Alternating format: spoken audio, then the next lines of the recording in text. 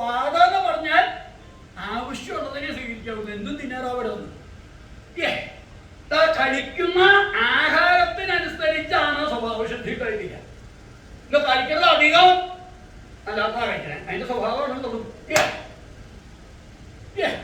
കഴിക്കുന്നത് അധികം പന്തിയല്ലാത്ത സാധനം കഴിക്കുന്നത്.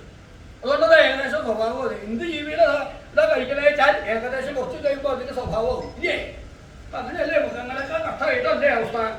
കാര്യം മാത്രമല്ലേ എണ്ണത്തിന് കുറവുള്ളൂ. എന്താ തിന്നണം അധികം അങ്ങനത്തെ സാധനമാണ്. അപ്പൊ പിന്നെ അങ്ങനെ അതിലെങ്കിലും അതേ വിഷമമുള്ളൂ.